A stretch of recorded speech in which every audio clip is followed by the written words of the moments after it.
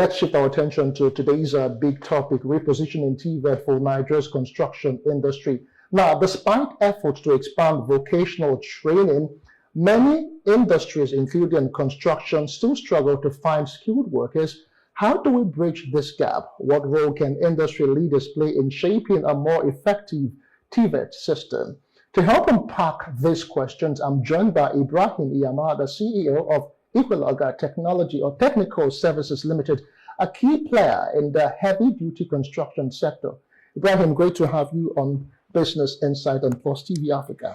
Thank you, Justin.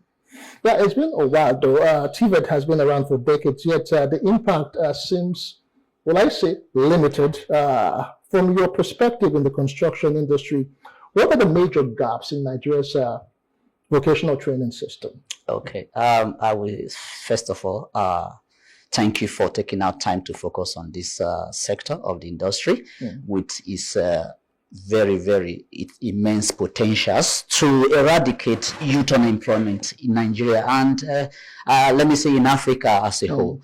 Looking at the youth population, you see, there has been, a gradual inconsistencies in government policies and its implementation.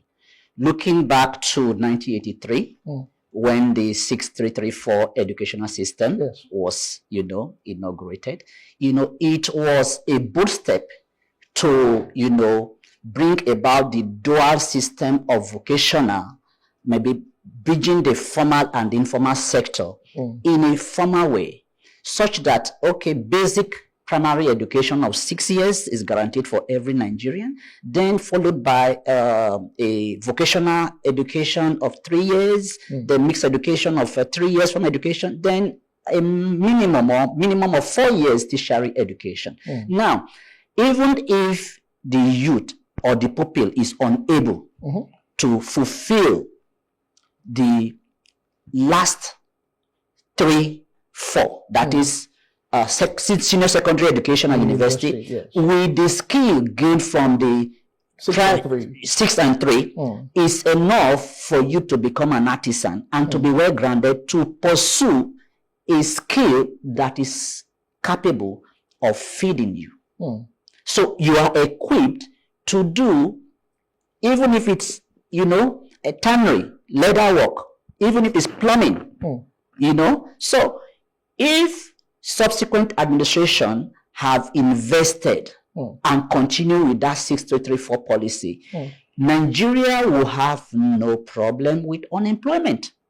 Nigeria will have no problem with a food crisis.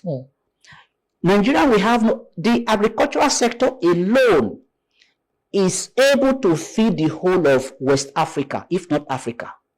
Looking at the population, looking at the youth population, looking at the landmass, looking at the kind of natural resources that we have in Nigeria. The other policy is the policy of exporting cocoa bean, exporting raw materials in its raw. That is, agricultural sector alone has the potential to employ more than 20 billion Nigerian youths. If we have the processing industries domiciled in Nigeria. So these are valuable policies that, if well researched, implemented, using industry experts to build these policies, you will see that Nigeria will be exporting talent. Okay, from all that I've gotten so far, from all that you have said, is that the other administration that came, afterwards did not really focus so much on, the 664 policy, as in, funding and putting all that needs to be done for vocational education. But that notwithstanding, young people I speak with most of the times, they tend to see technical education more like a last resort. Other people would rather just get into school. At the end of the day, they just feel that it's to look for the 9 to 5 white collar, as it were, and not really doing all the hard jobs, as it were. Good. Now, what is the aftermath? The aftermath is that we have a lot of young graduates that are unfit for the industries. Our curriculum is outdated, Mr. Justin. Our curriculum is outdated. Number two, we have technical colleges, we have technical institutes in Nigeria, but what is the depth of technology in those technical institutes? Who are the instructors there? They don't have instructors, number one. Number two, there is low coverage of, there is low awareness because there is no information. As I speak to you, graduates who have had their disappointment in the formal sector, they are coming to the informal sector. They are coming into these vocational skills to equip themselves with vital skills. And it's most, unfortunate that these young men haven't seen how valuable these skills are and how they are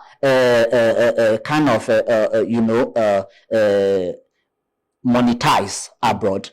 They see no future here in Nigeria for the vocational skill. They travel, they jackpot with the skills. I make boast to tell you that the skill sector is one of the in-demand sector in Nigeria.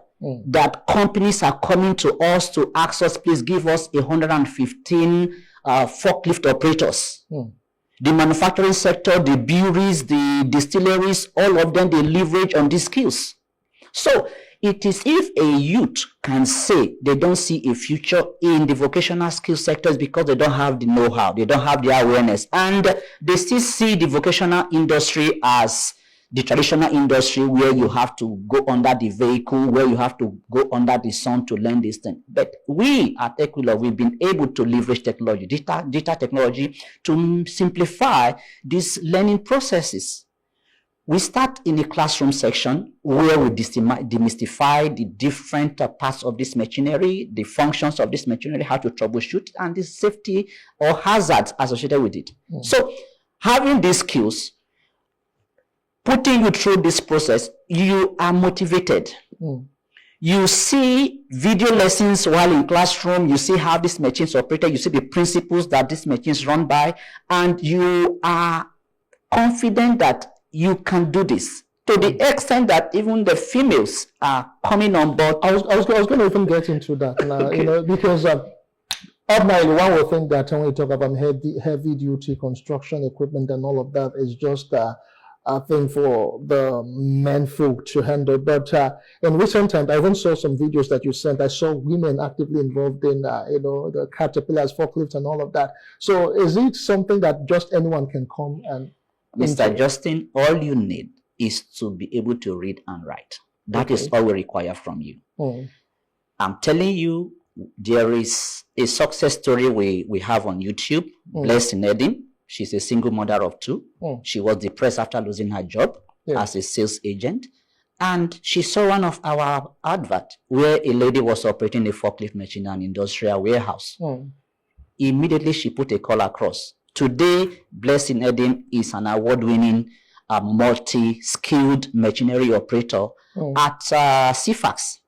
She operates tractor.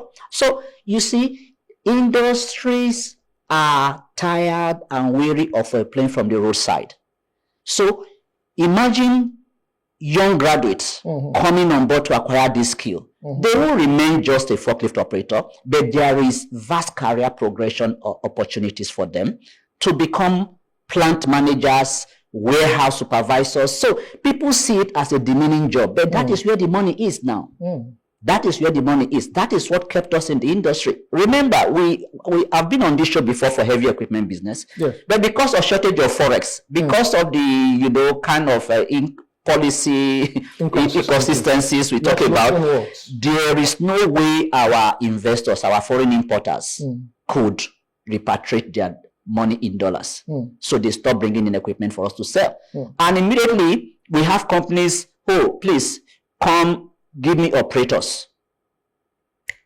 With business intelligence, we knew that, wow, there is a opportunity. There is an opportunity, there is a gap to be filled. Immediately, we swung into action. We converted all this machinery. Instead of laying down looking for buyers, we use them for renters. As we are doing the training, when it's time for them to go on the practical, we now give them work-based learning. where as they are learning, they are acquiring the experience, they are seeing the practical application of knowledge, solving real life problems. Okay, but let's look at it from another angle right now. I see artisans and craftsmen who don't really have certification, and they are involved in all of this heavy duty construction movement and every other thing.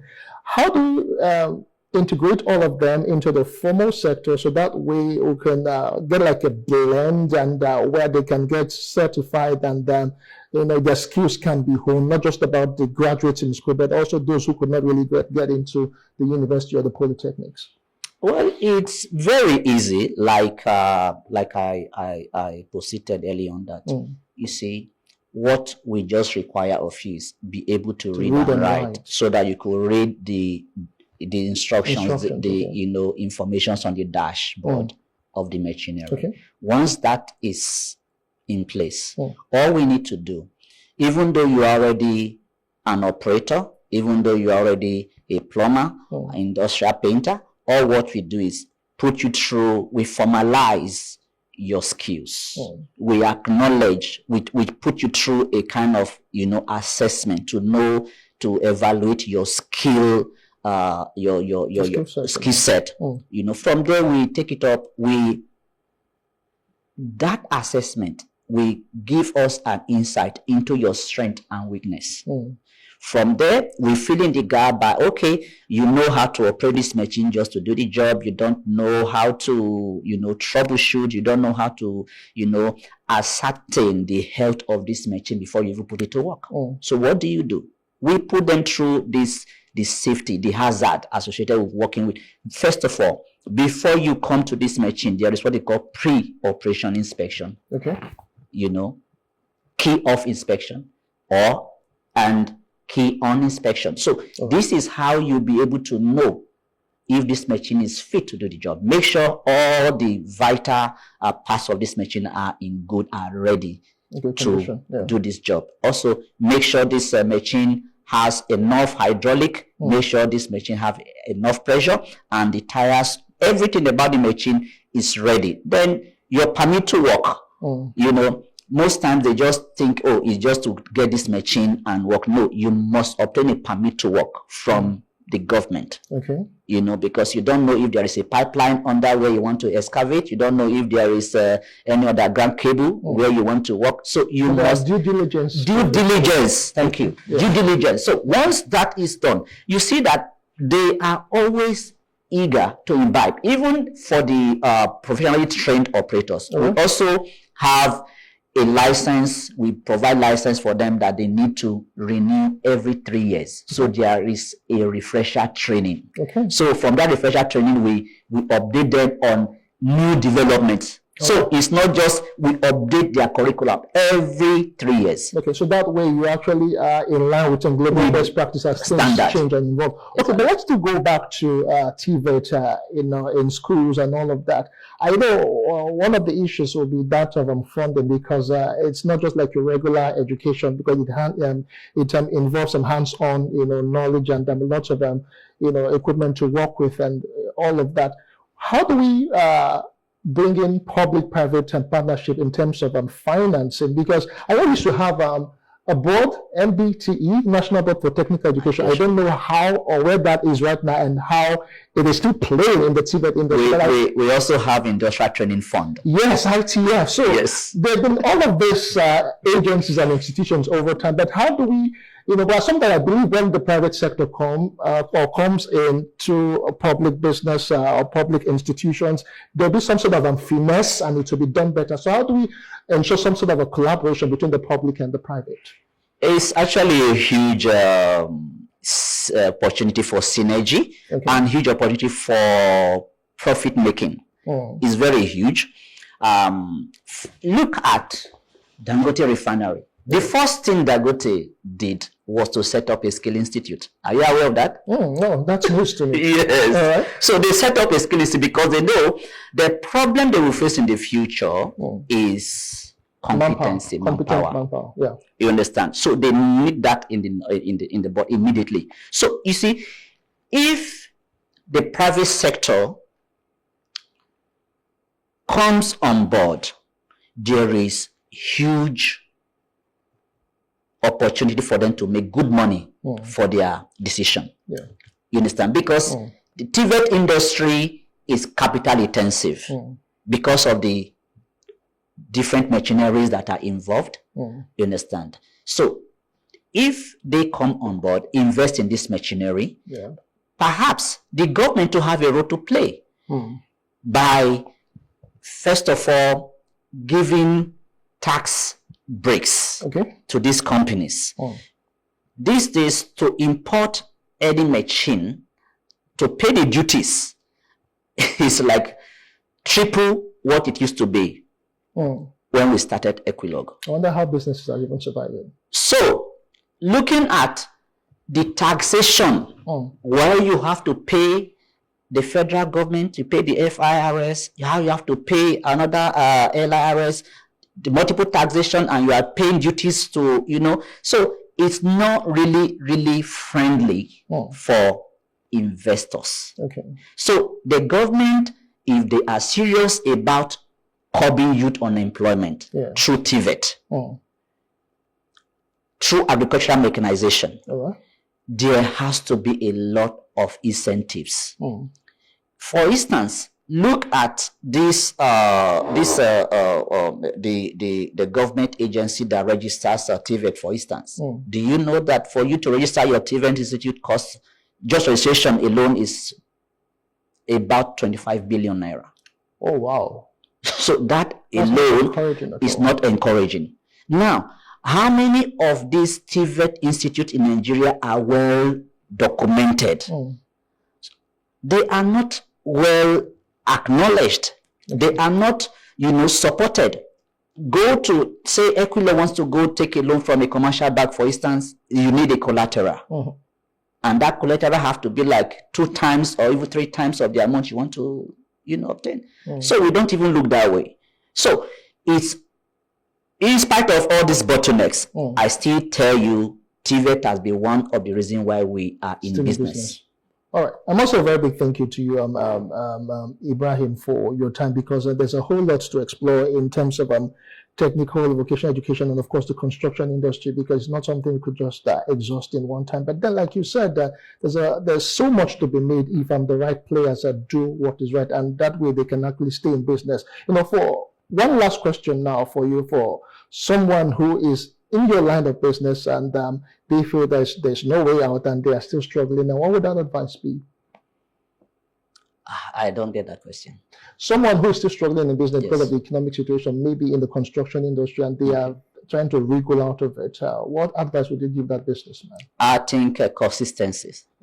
Consistency, then let your value, let what you are offering align with the market need. The market needs. Yes. If you are not getting market validation, you need to go into the industry and find out the pain points.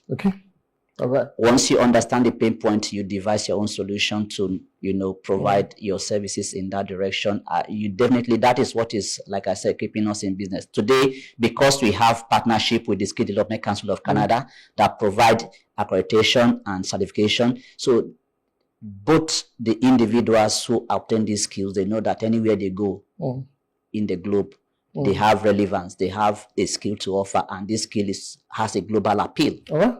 Okay. Thank you so much, Ibrahim Iyama, CEO from Equilog, for your time on the show today. Thank you so much. All right. Technical and vocational education is essential for Nigeria's economic future, especially for industries like construction, where skilled manpower is critical.